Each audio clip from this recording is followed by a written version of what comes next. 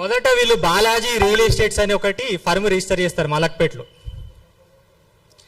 దానికి డైరెక్టర్స్గా పొన్నం అనూప్ కుమార్. అక్టోబర్ 2025 ఎవరైనా తీసుకోవచ్చు. శ్రీ బాలాజీ రియల్ ఎస్టేట్స్ అని Hyderabad south register of firms దగ్గర ఆగమేఘాల మీద కలెక్టర్ దగ్గర కేసు పెండింగ్లో పెట్టించి ఒక ఫర్మ్ రిజిస్టర్ చేస్తారు. ఏదే రోజు 8 ఆగస్టు నెల 7వ తారీఖు. దానికి యజమానులు పృథ్వీ పొన్నం, అనూప్ పొన్నం. ఇంకో ఇద్దరు పార్ట్నర్స్ కూడా చూపించారు. అనూప్ కుమార్ పొన్నం, పృథ్వీ పొన్నం. హౌస్ నంబర్ 7-2-990 మంకమ్మ తోట, పొన్నం కాంప్లెక్స్, కరీంనగర్. దాని తర్వాత శ్రీ బాలాజీ రియల్ ఎస్టేట్స్ పేరు మీద ఈ భూములన్నీ బదలాయించబడతాయి. మొదట మా కుటుంబం యొక్క రికార్డు లేని వాళ్ళకి రికార్డు ఇచ్చేసి 16 ఎకరాలు, మోకా మీద 8 ఎకరాల 30 గుంటలుంటే ఆయన 16 ఎకరాల వ్యవసాయ భూమి కింద భూభారతిలో ఎంట్రీస్ చేపించి ఇదిగో చూడండి, Ponnam Anup Kumar authorised by Shri Balaji real estates Karimnagar పేరు మీద 16 ఎకరాల భూమి భూభారతి ద్వారా రిజిస్ట్రేషన్ చేయించుకుంటారు. ఇదంతా ఇక్కడ కలెక్టర్ దగ్గర పెండింగ్లో ఉండగానే, మ్యాటర్ ఉండగానే ఫర్మ్ రిజిస్ట్రేషన్ అవుతుంది.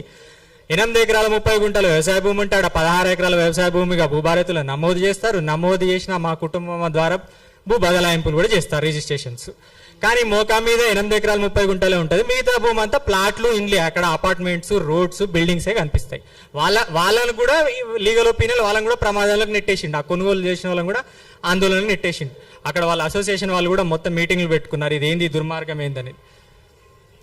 ఇది అయిపోయింది, రిజిస్ట్రేషన్స్ అయిపోయినాయి, అన్నీ అయిపోయినాయి. డిసెంబర్ నెలలో ఆగమేఘాల మీద అయిపోగానే మీ నమోదులు అన్నీ చెల్లబడవు, మీ నమోదులన్నీ ఇల్లీగల్, మీరు ఒక్కరు పంచోటి చేసుకోబడలేదు, ఈ పంచోటి కానీ ఆస్తులు మీకు ఒక్కటి ఎట్లా జరుగుతాయి అని కలెక్టర్ గారు ఆగమేఘాల మీద ఉత్తర్వులు తయారు చేస్తారు. ఇది అయిపోగానే, ఈ తతంగం అంతా అయిపోగానే ఉత్తర్వులు జారీ చేస్తారు. 5/12/2025 ఈమె 28 ఎకరాల 34 గుంటలకు పట్టా ఇచ్చేస్తుంది. అక్కడ భూమి వాస్తవికానికి పోతే అక్కడ పంచనామా చేసిరా, అక్కడ మోకా మీద ల్యాండ్స్ ఉన్నాయా లేవా, ఇప్పటికి కూడా ఛాలెంజ్ అయ్యేది. మోకా మీదకి వెళ్ళిన తర్వాత ఎన్ని ఎకరాలు ఈమె ఇచ్చిన ప్రకారం భూములు ఉన్నాయా, లేకపోతే అక్కడ బిల్డింగ్లు, అపార్ట్మెంట్లు ఉన్నాయా, మీరే సాక్ష్యం చూస్తారు. దీనికంటే పూర్వం ఇదే సంబంధించిన విషయాలలో ఇదే కలెక్టరు మాకు డిసెంబర్లో ఆర్డర్ ఇస్తే జనవరిలో మాకు డ్రిప్ సబ్సిడీ ప్రొసీడింగ్ ఇస్తుంది. ఆమెనే మా మేసిన మక్కకు ఆమెనే సబ్సిడీ ప్రొసీడింగ్ ఇచ్చింది కలెక్టర్ గారు. ఏమని ఇచ్చారు ఆ కలెక్టర్ గారు, హైమావతి గారు, మాకు సాగుబడి కోసం డ్రిప్ సబ్సిడీ శాంక్షన్ చేసింది ఆమె జనవరిలో. అంటే మేము వ్యవసాయం చేస్తామని గుర్తించే కదా నువ్వు సబ్సిడీ శాంక్షన్ చేసింది. మరి డిసెంబర్లో మేము సాగు చేస్తలేమని నీకు అప్పుడే కొత్తగా కనిపించిందా? ఇక్కడ అప్లికేషన్స్ పెట్టుకున్న వాళ్ళు క్లియర్ కట్గా కోర్టులో ఒక కేసు వేశారు. కలెక్టర్ దగ్గర అప్లికేషన్ పెట్టుకోక ముందే పార్టీషన్ సూట్ అని మా అవతల వాళ్ళు కోర్టులో కేసు వేశారు. వేసిన కేసును కూడా వాపస్ చేయించుకున్నారు, డిస్మిస్ చేయించుకున్నారు. ఇది నిజంగా కుటుంబ పంచాయతీ అని వాళ్ళు సమర్థించుకుంటే, ఇది నిజంగా వాటాల పంచాయతీ అని వాళ్ళు సమర్థించుకుంటే పార్టీషన్ కేసును ఎందుకు వాపస్ పెట్టుకోవాలి? మీరు ఫర్మ్ రిజిస్ట్రేషన్ కాగానే కేసు వాపస్ తీసుకుంటారు, కేసు వాపస్ తీసుకోగానే భూములు రిజిస్ట్రేషన్ చేస్తారు, భూములు రిజిస్ట్రేషన్ అయిపోగానే కలెక్టర్ ఆర్డర్ ఇస్తారు. గమనించాల్సిన విషయం దయచేసి ఇది. ఫస్ట్ ఫర్మ్ రిజిస్ట్రేషన్ అవుతుంది, ఫర్మ్ రిజిస్టర్ కాగానే పార్టీషన్ సూట్, కోర్టులో ఉన్న కుటుంబ పార్టీషన్ సూట్ విత్డ్రా పెట్టేసుకుంటారు. ఎవరైతే న్యాయస్థానానికి వెళ్ళి న్యాయం చేయమని వెళ్తారో వాళ్ళే కేసు వాపస్ తీసుకుంటారు. ఎవరైతే న్యాయస్థానానికి వెళ్ళి మాకు న్యాయం చేయమని అన్నారో వాళ్ళే వాపస్ తీసుకుంటారు. ఫర్మ్ రిజిస్ట్రేషన్ అయిపోతుంది, కోర్టులో ఉన్న పంచోటి కేసు వాపస్ తీసుకుంటారు, దాని తర్వాత రిజిస్ట్రేషన్ బదలాయింపు జరుగుతుంది, దాని తర్వాత ఆగమేఘాల మీద కలెక్టర్ ఆర్డర్లు పాస్ చేస్తుంది. కలెక్టర్ ఆర్డర్ పాస్ చేసిన తర్వాత బాలాజీ రియల్ ఎస్టేట్స్ అనే వ్యక్తి నా మీద ఇంజంక్షన్ సూట్ ఫైల్ చేస్తాడు మా కుటుంబం మీద. ఏమి కలెక్టర్ ఆర్డర్ని బేస్ చేసుకుని ఈ భూమి మీద మాకు ఇంజంక్షన్ గ్రాంట్ చేయాలని చెప్పేసి ఒక ఆర్డర్ పాస్ చేస్తాడు, ఒక నోటీస్ ఇష్యూ చేస్తాడు. సారీ, ఆగమేఘాల మీద ఈ నోటీస్ రాగానే మీరు గమనించాలి, ఆర్డీఓ ఎక్కడైనా ప్రభుత్వ భూములు, ఆర్డీఓ ఎప్పుడు కేసు పెడతాడంటే ఎక్కడైనా ప్రభుత్వ భూములు కబ్జా చేస్తే ఎవరైనా కేసులు పెడతారు ఎక్కడైనా సహజంగా. ఇదే ఆర్డీఓ నా మీద ఈ ప్రైవేట్ భూములలో నేను అడ్డుపడుతున్నా అని చెప్పేసి కేసులు పెడతాడండి ఆర్డీఓ నా మీద. ఆర్డీఓ యొక్క కంప్లైంట్ వినాలండి. P Sadanandam, revenue divisional officer. గమనించాలండి దయచేసి, ఇది ఒక న్యూస్ చూడండి మీరు. రాత్రికి రాత్రే సదానందం ఆర్డీఓ నా మీద కంప్లైంట్ ఇస్తాడు. ఏమని? బాలాజీ రియల్ ఎస్టేట్ అనే వ్యక్తి ఆయనకు అప్లికేషన్ పెట్టుకున్నాడంట. ఆ అప్లికేషన్ పెట్టుకున్న వ్యక్తికి నేను భూమి కబ్జాకు రాణిస్తలేనట. ఆయన భూమి అంటది, ఆయన భూమికి హద్దురాలు బాతనిస్తలేనట, ఆ భూమి ఆయన స్వాధీనపరచుకోవడానికి నేను సహకరిస్తలేనట అని చెప్పేసి సదానందము ఏసీపీకి కంప్లైంట్ ఇస్తాడు. ఏసీపీ కంప్లైంట్ పోగానే ఆగమేఘాల మీద ఏసీపీ సిఐకి ఫార్వర్డ్ చేస్తాడు కేసు. సిఐ ఆగమేఘాల మీద రాత్రి 9 గంటలకు బెడ్రూమ్లోకి వచ్చి నన్ను పట్టుకొని ఈడ్చుకొని వెళ్ళి 3 టౌన్ పోలీస్ స్టేషన్లో సీసీ ఫుటేజ్తో సహా ఉంటాయండి, సీసీ ఫుటేజ్తో సహా ఉంటాయి. ఆర్టీఓ కంప్లైంట్ మీద ఏసీపీ ఆగమేఘాల మీద స్పందిస్తాడు. ఏసీపీ ఆగమేఘాల మెమో జారీ చేస్తాడు. మెమో నంబర్ కూడా ఉంది ఇక్కడ, ఏసీపీ మెమో జారీ చేసినాడు. 3 టౌన్ ఫార్వర్డ్ అవుతుంది. 3 టౌన్ నుంచి సిఐ ఆగమేఘాల మీద 20 మంది పోలీస్ ఎస్కార్ట్ వేసుకొని మా ఇంటికి వస్తాడు. ఇంటికి వచ్చి మా అమ్మను, నన్ను, మా బాబాయ్ని ఈడ్చుకెళ్ళి పోలీస్ స్టేషన్లో 9 గంటల రాత్రి తీసుకెళ్లి 12:30 గంటల వరకు ఉంచుకున్నారండి. మా బంధువులందరూ 30 మంది వచ్చి పోలీస్ స్టేషన్ మీద ధర్నా చేస్తే సీసీ ఫుటేజ్ ఉంటాయి, అబద్ధాలు చెప్పాల్సిన అవసరం లేదు. ఇది ఆర్డీఓ కంప్లైంట్ ఇచ్చినటువంటి క్రైమ్ నెంబర్ 83. వాళ్ళు ఏ రకంగా మొబైల్ జనరేటర్ పట్టుకొని వచ్చి మన నాగార్జున కాడ భూముల కాడ రేట్ల షెడ్ ఎట్లయితే వేసిరో ఆ విధంగా మొబైల్ జనరేటర్ పట్టుకొని వచ్చి రేట్ల షెడ్ వేసి బాలాజీ రియల్ ఎస్టేట్ బోర్డు పెట్టుకునే ప్రయత్నం చేసిరండి.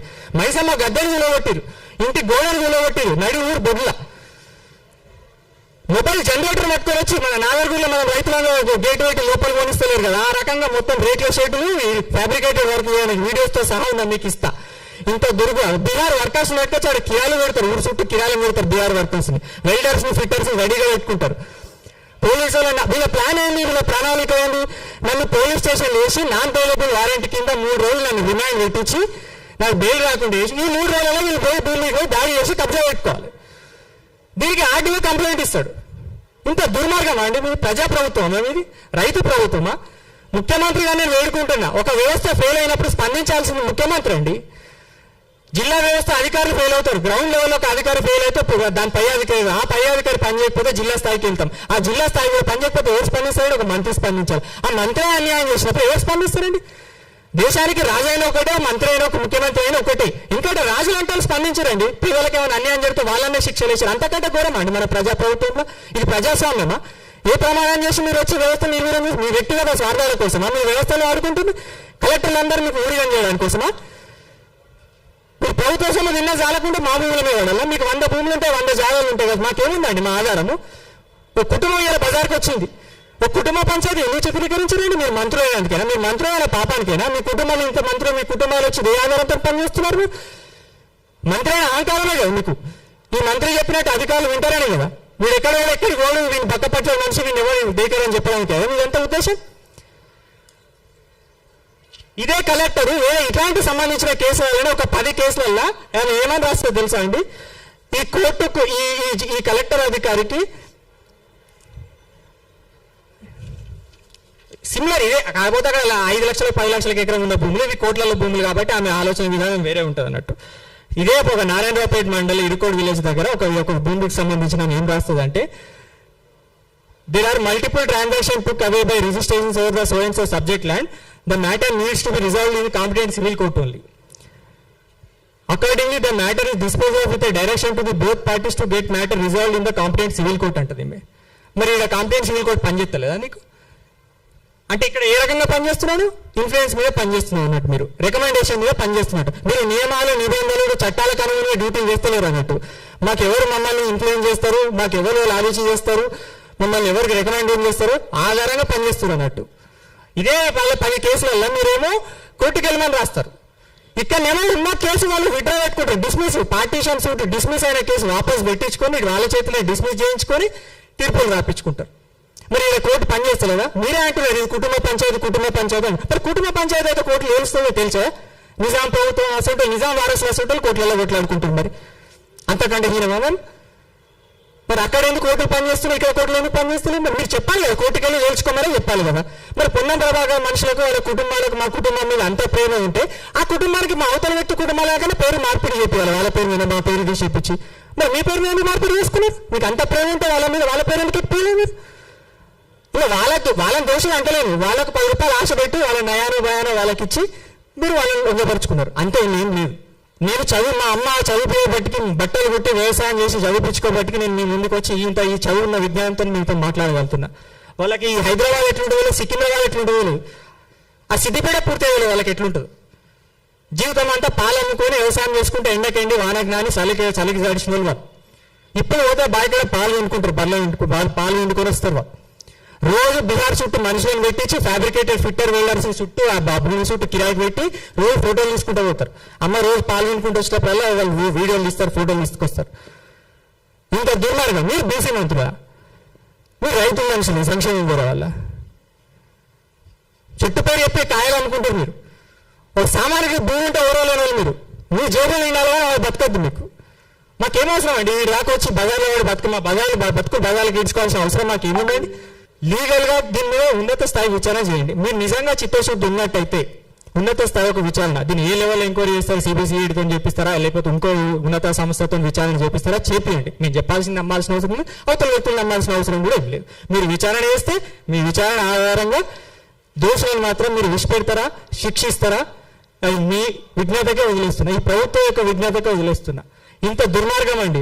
ఒక సామాన్యుడు, ఒక రైతు కుటుంబం మీద మీరు గద్దలాగా వాడి వాళ్ళకు భూమి వెళ్ళడమే శాపం అయిపోయిందా, లేకపోతే కాపాడుకోవడం శాపం అయిపోయిందా, ఉండడమే శాపం అయిపోయిందా? దేని తప్పు పట్టుకున్నాం మనం? భూమి ఉండడం తప్ప? అందరూ ఊళ్ళో రైతుల భూములు ఉన్నట్టు మాకు రైతు భూములు ఉన్నాయి. అందరూ కుటుంబాలు వ్యవసాయం చేసుకున్నట్టు మా కుటుంబం వ్యవసాయం చేసుకుంది.